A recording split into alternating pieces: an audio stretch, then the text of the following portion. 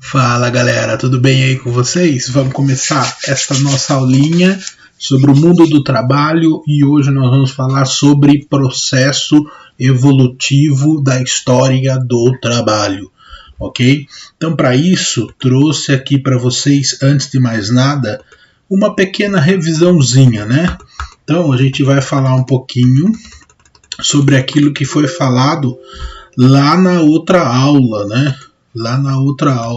Então a gente começa aí com essa definição sobre o que é o trabalho, ok? Então, na última aula, no último vídeo que eu deixei aí para vocês, nós definimos um pouquinho o que é trabalho, deixei lá alguns exemplos para vocês entenderem, né? E agora nós vamos tentar então retomar esse conceito para que fique bem claro antes da gente evoluir aí no processo de evolução do trabalho, né? Então o que aconteceu aí? Nós definimos lá o trabalho dessa forma, né? Então trabalho é transformar a natureza em sua essência por meio da cultura, atendendo às suas necessidades existenciais, né? Então veja bem, quando eu falo primeiramente de transformar a natureza, eu estou dizendo que o trabalho vai mudar a natureza, mas não vai ser qualquer mudança, vai ser uma mudança na sua essência, ou seja, aquilo que foi transformado na natureza não vai mais voltar a ser aquilo que era antes, né? Ou pelo menos vai demorar muito tempo e vai passar aí algumas eras. Por exemplo, no seu aparelho de celular ou no seu computador tem silício. Silício é um minério que é tirado da terra, é transformado para poder usar aí no seu celular, no seu computador. Se você enterrar o seu computador, se você enterrar o seu celular, o silício não vai voltar lá, né? Não vai acontecer de novo essa transformação, porque esse material foi transformado na sua essência, ok? Antes de tudo, mas se você falar para mim, então, por exemplo, a abelha, ela colhe o pólen e transforma o pólen em mel, né? Então, nesse sentido, eu posso dizer que a abelha faz uma transformação em sua essência da natureza? Sim, ela faz, né? Há uma transformação na essência da natureza. Ela pega o pólen e transforma isso em mel. Só que o que acontece? A abelha não faz isso por meio da cultura, né? A abelha, ela faz isso por causa da sua natureza, ou seja, isso faz parte da natureza da abelha. Ela não tem como deixar de fazer isso. É diferente da nossa transformação. A nossa transformação é feita por meio da nossa cultura. E além do mais, o que vai acontecer aí agora? Nós temos a ideia de que nós transformamos a natureza essencialmente e também transformamos por causa da cultura, mas fazemos isso para suprir as nossas necessidades. A abelha não, ela faz porque isso é da sua natureza, ok? Então, basicamente, essa foi aí a nossa apresentação anterior sobre o que é o trabalho, né? Aí dei lá alguns exemplos para vocês, né? A gente trabalhou tudo certinho, tal, falamos para vocês o que era aí o trabalho, né, e tal. Mas agora a gente vai entrar numa outra questão, né? Qual que é a questão? O trabalho, então, ele sempre foi essa transformação da natureza? Bom, nem sempre. Hoje, talvez você escute as pessoas falando, né? Eu vou sair para trabalhar. Significa que essa pessoa vai sair para transformar a natureza em sua essência? Não sei, talvez você não consiga reconhecer isso. Então é por isso que a gente tem que falar sobre o quê? A gente tem que falar sobre isso aqui, que é o processo de evolução do trabalho, né? Então olha lá, a evolução do trabalho é um processo que acontece na medida em que as formas como o ser humano altera, né, a natureza, ou seja, chamamos isso de produção, vão se aprimorando de acordo com o sistema econômico da época. Ou seja, trabalhar é transformar a natureza, é produzir algo, né? Mas, de acordo com a época e com a situação econômica dessa produção, eu tenho aí uma mudança nessa concepção radical de trabalho, né? E aí é essa mudança, é esse processo de evolução que nós vamos agora então tentar trabalhar, beleza? Bom, o que nós vamos fazer então agora? Primeiro de tudo, é necessário entender então que o trabalho ele evoluiu da seguinte maneira, né? Então eu tenho aqui, peraí, deixa eu cortar para mim aqui. Eu tenho aqui, primeiro na Idade Antiga, eu tenho o artesanato, sistema escravista. Depois na Idade Média, manufatura, servidão. Depois na Idade Moderna, basicamente, nós vamos ter o industrial e depois a Idade Contemporânea, que é o empreendedorismo. O que vai acontecer? Nós vamos falar basicamente só dos três primeiros. Vou explicar os três primeiros. Por quê? Porque isso é um conteúdo de história, né? Então, o período escravista, a servidão, o assalariado, isso é um conteúdo mais de história. Nós vamos falar do ponto de vista da sociologia. Nós vamos falar do que nós chamamos aí de modos de produção, né? E o último a gente vai deixar para uma próxima vez, para a gente poder comentar, que é a Idade Contemporânea, esse empreendedorismo, beleza? Antes de mais nada, então, é preciso que vocês entendam, né? É preciso que vocês, antes de vocês começarem a navegar nesse processo evolutivo, vocês vão ter que entender um pouquinho como é que funciona essa questão. E aí, para entender isso, é necessário que vocês saibam aí a definição de alguns termos, né? É um pré-requisito para isso. E aí, então, nesse sentido, vamos explicar para vocês isso aqui, ok? Então, vocês têm que saber aí 3 modos de produção. Aliás, 3 modos de produção não, 3 conceitos bastante interessantes.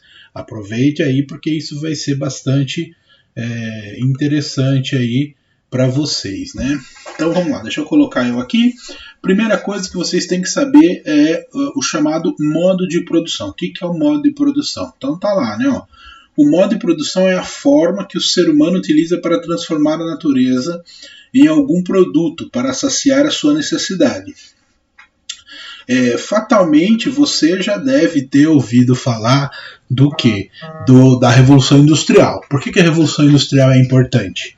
Bom, a Revolução Industrial é importante porque houve uma mudança no modo de produção, né? O ser humano produzia as coisas de modo artesanal, manufaturado, coisas que demoravam muito tempo para ser feitas e se produzia muito pouco, e de repente ele passou para o modo de produção industrial. O modo de produção industrial, ele faz a mesma coisa que ele está fazendo no artesanal, só que ele faz de uma forma muito mais rápida, muito mais eficaz e muito mais massiva, quer dizer, para muitas pessoas, né? Então é quantidade e padrão. Essa é a característica do período de produção industrial. Então, a ideia é que quando há essa mudança, então eu tenho a mudança nos modos de produção, certo? Como eu mostrei aqui para vocês, nós vamos ter então, basicamente, o que? Nós temos basicamente 4 modos de produção, né? Eu tenho aí o artesanato, a manufatura, o industrial e a questão dos serviços, né, do empreendedorismo, que é a mais contemporânea que nós temos hoje. Okay? Repare que num período em que o modo de produção era essencialmente industrial, não existiria a possibilidade, por exemplo, de home office. Mas hoje, muito do nosso modo de produção é o que? São os serviços. E os serviços podem ser feitos aí em home office, né? Então vamos lá, vamos continuar. Fica claro aí, né, a questão dos modos de produção. O que é o modo de produção? Então é a forma como o ser humano produz. Né? Eu posso produzir de modo artesanal, né? Vou lá, uso minha força física, o meu tempo. Eu posso produzir de modo industrial, usando as máquinas em escala de grande porte, etc. e eu posso produzir de manufatura, né, usando só aí as mãos. Nós vamos ver as diferenças depois. A segunda coisa que é importante vocês saberem, então, é o que é os meios, ou que são os meios de produção. Tá? Então, olha lá, o que são os meios de produção? É tudo aquilo que é usado para se produzir algo. Né? É popularmente conhecido como matéria-prima. Lá na história vocês vão conhecer os meios de produção como matéria-prima, ou já conheceram, né? No ensino fundamental a gente falava matéria-prima. Aqui a gente usa o termo meios de produção, ok? Mas não pode ser assim considerado, pois nem sempre é aquilo que é utilizado para a produção vem da natureza, né? Então repare só, né? Por que toda matéria-prima é meio de produção, mas nem todo meio de produção é matéria-prima, né? Porque, veja, por exemplo, a vovó que vai lá e compra lá a linha, a lã, para fazer lá a sua botinha maravilhosa para o seu pezinho não passar frio. Né? Então, o que vai acontecer? A sua avó não transforma a natureza. Né? Ela não tem uma matéria-prima. Digamos que a matéria dela já é secundária, porque a lã dela não veio da natureza, veio da loja. Ela já foi possivelmente industrializada. Né?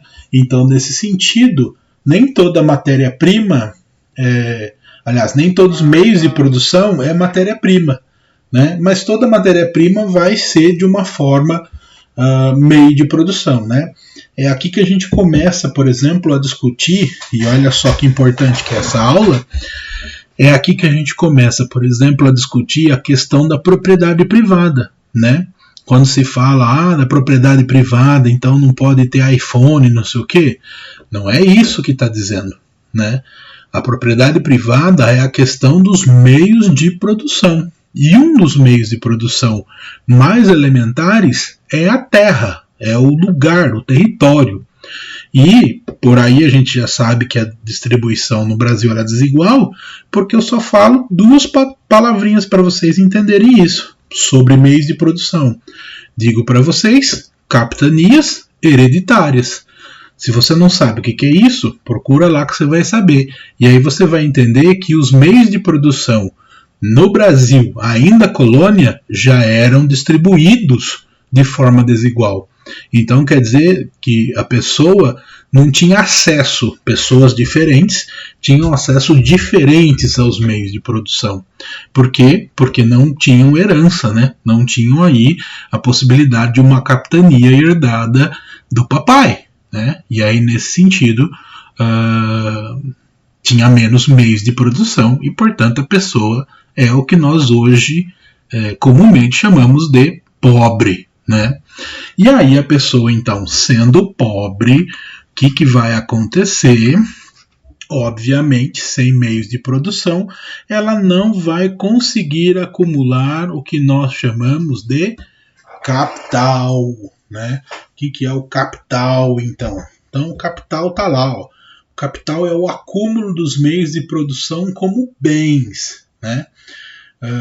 O capital não precisa ser necessariamente dinheiro. Né? E aqui nós temos que deixar bem pontuado que o capital não precisa necessariamente ser dinheiro. O capital são bens acumulados. Né? Ou seja, capital é todo aquele meio de produção que você vai poder utilizar para produzir outras coisas.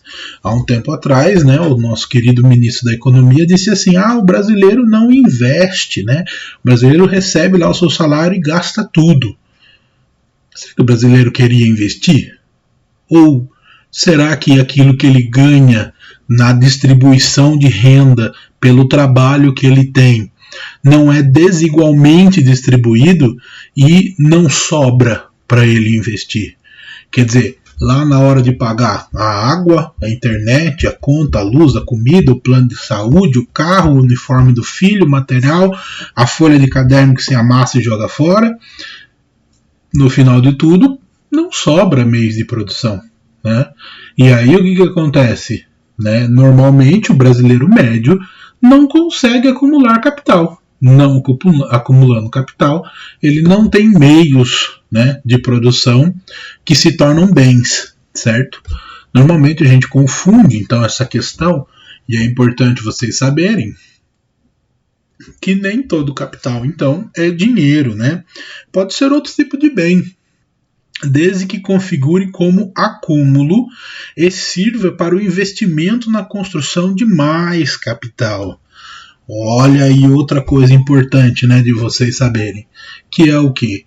É a ideia de que se seu pai, sua mãe, sua avó guarda aquele dinheirinho na poupança, né, ou faz aquela maravilhosa previdência privada, então eu posso dizer que o papai e a mamãe têm um capital?